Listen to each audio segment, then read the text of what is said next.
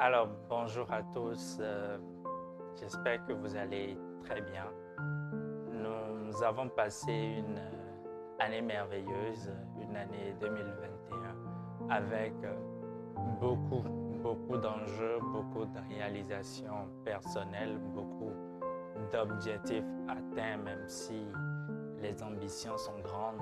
Il faut tout de même être reconnaissant du chemin parcouru et nous réarmer, nous ressourcer pour nous relancer pour la nouvelle année 2022. Une année jumelle, une année où beaucoup de bonnes choses. En tout cas, je vous le souhaite pour vous, pour votre entourage, pour votre famille proche et pour tous ceux qui, au quotidien, partagent des instants avec vous. Ce que nous souhaitons, c'est le meilleur pour la vie, le meilleur pour la nouvelle année.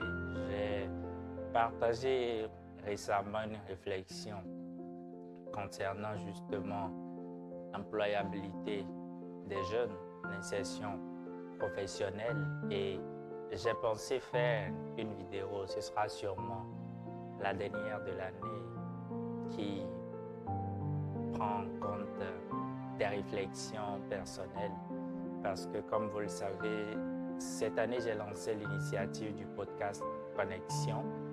Je suis allé à la rencontre de finalement 17 personnes du Bénin, mais de façon élargie au continent africain, même au-delà, pour m'entretenir avec eux sur des sujets d'intérêt, des sujets en lien avec leurs activités professionnelles, avec les difficultés qu'ils ont rencontrées. Et au quotidien, je reçois beaucoup de sollicitations, beaucoup de demandes de partenariat dans le cadre du podcast, beaucoup de questions aussi allant dans le sens de comment est-ce qu'on peut développer sa résilience en tant que jeune pour pouvoir véritablement participer, contribuer aux actions de développement. Mais de plus en plus ces derniers jours, les messages que je reçois sont dans le sens de est-ce que tu peux m'aider, j'ai tel diplôme, j'ai telle formation, ça fait 2 ans que je suis à la maison, je suis en mesure même de faire un stage ou une enquête, peu importe, peut-être même si ce n'est pas en lien avec mon diplôme obtenu avec tant d'années de sacrifices, en fait, je me rends compte et je suis désabusé et je me rends compte que les jeunes souffrent, en fait, que les jeunes n'ont pas des facilités, n'ont pas des possibilités de s'insérer facilement dans les systèmes.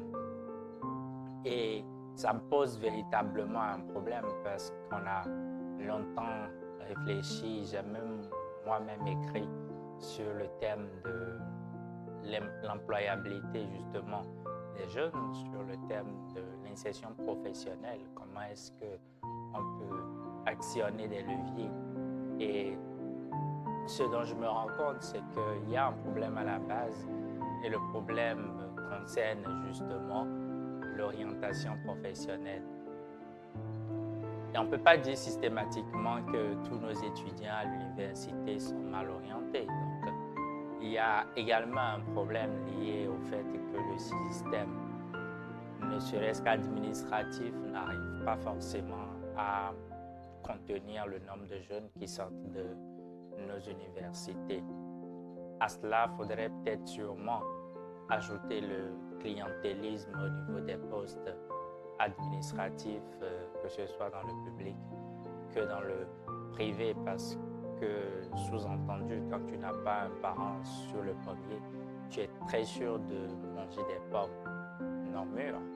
Donc, il y a toujours cet aspect où ce n'est pas forcément les meilleurs, les plus compétents qui sont au poste, mais c'est ceux qui ont eu des alliés, c'est ceux qui ont eu des parents qui ont su les positionner à différents niveaux. Et moi, particulièrement, ça me pose une certaine forme de réflexion justement parce que quand on parle de l'implication des jeunes, on parle de milliers de jeunes tout de même je ne peux pas vous dire la quantité de messages que moi, personnellement, je reçois. Et c'est parce que sûrement les gens se disent que José, il est à une telle position, il est en mesure de nous aider s'il a la possibilité de le faire. J'ai compris cela déjà il y a quelques années où j'exerçais dans une structure, dans une organisation d'appui aux acteurs d'une filière agricole où on a lancé une enquête pour recruter, tenez-vous tranquille, une centaine d'enquêteurs. Nous avons reçu plus de 2000 dossiers. Et ça, c'était il y a 2 ans. Ça m'a mis la puce à l'oreille pour me dire, eh bien, ton pays, c'est compliqué pour les jeunes parce que les gens ont des formations, les gens ont des cursus universitaires, mais ils n'arrivent pas forcément à s'insérer. Du coup, on accepte a priori les petits boulots qui sont même parfois hors du cadre d'études, ce qui n'est pas forcément bien. Vous me direz qu'il faut juste se trouver une occupation, c'est le plus important. Et c'est important d'être épanoui dans ce qu'on fait, c'est important d'être satisfait de son occupation professionnelle. Et je discutais avec des amis au cours de cette journée-là justement. Et ce qui revient, c'est que les jeunes sont meurtris, les jeunes sont dans des situations difficiles. Ils n'osent pas en parler. En fait, quand vous questionnez véritablement les jeunes dans votre entourage, vous comprendrez qu'ils souffrent intérieurement. Parce que moi, quand je reçois des messages de jeunes qui ont la licence professionnelle, qui ont des masters spécialisés dans maintes domaines, et qui finalement n'ont pas la possibilité de s'insérer. Pourquoi? Parce qu'ils ont déposé des dossiers, parce qu'on leur reproche de n'avoir pas assez d'expérience professionnelle, parce qu'on ne leur donne pas la chance de décrocher le premier emploi. Et quand je me retrouve dans une position où quand je suis sollicité par un jeune justement qui me demande, eh bien, José, est-ce que tu as quelque chose pour moi? C'est chaud, tu vois. Je suis désabusé moi-même, complètement perdu. Et je me dis, mais mec, t'as un master. Alors, on me dira qu'il faut entreprendre. Je ne veux pas forcément revenir sur ce sujet-là dans cette vidéo. Peut-être que je ferai l'option d'en parler plus précisément dans une prochaine vidéo. Mais en fait, l'entrepreneuriat dans notre contexte est jonché de beaucoup de parcours difficiles. Et ce n'est pas évident quand tu n'as pas développé une certaine forme de résilience de pouvoir finalement t'en sortir parce qu'il y a beaucoup de facteurs qui vont te décourager. Par contre, j'encourage beaucoup à l'entrepreneuriat parce que quand un jeune me dit qu'il a fini sa formation depuis bientôt 2 ans, qu'il cherche des appuis pour s'insérer dans le monde professionnel, je me dis qu'est-ce qu'il faisait, qu'est-ce qu'il a fait pendant ces 2 années. Parce que je ne serais pas d'accord avec lui s'il me dit qu'il est resté à la maison en fait. Donc il faut s'occuper, il faut toujours occuper l'esprit à faire quelque chose.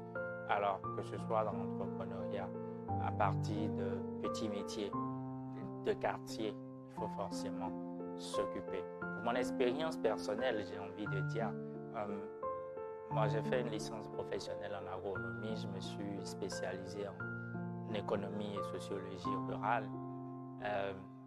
2 années plus tard, je me suis inscrit pour un parcours de master que j'ai obtenu finalement en 2018. Et il faut dire que même après ce master-là, j'ai dû faire un stage pré-emploi. Et c'est à l'aune de mes aptitudes, de ma capacité à prendre en charge ce poste que les responsables de l'entreprise entre-temps m'ont proposé un poste. Et c'est comme ça. Effectivement, pour revenir en arrière, même au niveau de la licence, c'est que j'ai dû demander et obtenir également un stage dans la région septentrionale du Bénin. J'ai eu ce stage qui a débouché justement sur la production de mon document de mémoire. J'ai fini, j'ai soutenu et la structure m'a rappelé. Donc, je ne conçois pas qu'on soit à la maison pendant 2 ans. Je ne conçois pas qu'on reste inoccupé pendant une année. Après, c'est compliqué de justifier tous ces plans-là dans notre curriculum vitae. Et moi, je me dis, finalement, j'ai voulu aborder la question, mais je n'ai pas de solution en fait. Je n'ai pas de solution à part responsabiliser nous-mêmes, nous responsabiliser en tant que jeunes pour dire que c'est vrai que dans plusieurs secteurs d'activité, compte tenu des politiques actuelles appliquées justement par le gouvernement du président Patrice Talon, il y a eu beaucoup de licenciements, il faut le reconnaître, qui ne sont pas forcément justifiés ou qui sont justifiés selon les auteurs de ces licenciements-là. Mais toujours est-il que derrière, il y a beaucoup de familles qui sont à la maison, qui sont sans moyens. Je fais cette vidéo à la veille pratiquement des fêtes. Et bien, compte tenu de la situation économique compliquée, les gens se demandent comment on va fêter et tout. Moi, je peux vous assurer qu'il n'y a pas ce jour où je ne reçois pas un message disant « Est-ce que tu peux me faire un transfert de 5 000? J'ai une situation difficile, je vais te rembourser. » En fait, systématiquement, les gens ne remboursent pas. Ça, c'est clair, c'est pratiquement plusieurs fois de suite, ça m'est arrivé. À un moment, j'ai dit « Je ne prête plus d'argent à personne. Tu me demandes si j'ai la possibilité de te donner, je te donne en fait. Et puis, on sait que c'est un don et je ne te réclame pas après. » En fait, cette image-là, je la donne souvent pour un peu nous mettre la puce à l'oreille pour dire que la jeunesse dans nos pays souffre et qu'il est important de miser d'abord sur l'orientation professionnelle pour déjà choisir des secteurs qui sont porteurs, qui n'offrent pas forcément un palace pour pouvoir s'installer dans le chômage, mais des secteurs qui vous donnent des facilités d'être insérés plus aisément. Mais je pense que les politiques ont une grande responsabilité justement parce que c'est de la responsabilité des acteurs politiques d'accompagner l'insertion des jeunes. Les programmes d'appui à l'entrepreneuriat, on en connaît des tonnes dans notre pays depuis des dizaines d'années justement. On sait qu'il n'y a pas de suivi derrière. On sait qu'il y a de l'argent mobilisé pour mettre en place des processus d'accompagnement. Ces jeunes, je les côtoie beaucoup, finalement sont délaissés, abandonnés.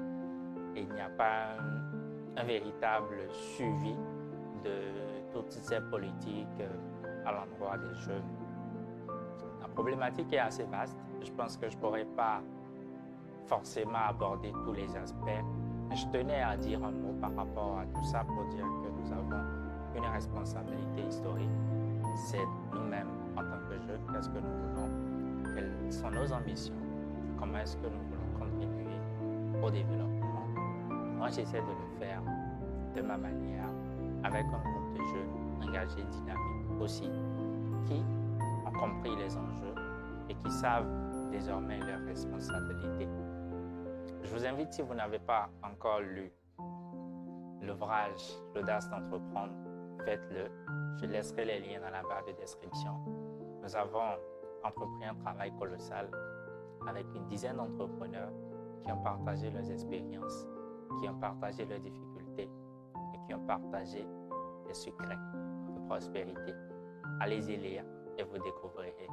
Je vous donne rendez-vous cette année, pendant quelques jours, et toute l'année prochaine, et toutes les années à venir, sur le blog joséarolodé.com, sur lequel vous découvrirez des réflexions, des écrits, des ouvrages qui pourront vous permettre de vous positionner sur des enjeux de développement, sur des sujets de développement. Et c'est ce que je fais au quotidien. Merci et à très bientôt. Abonnez-vous surtout et activez la cloche de notification. Bye bye.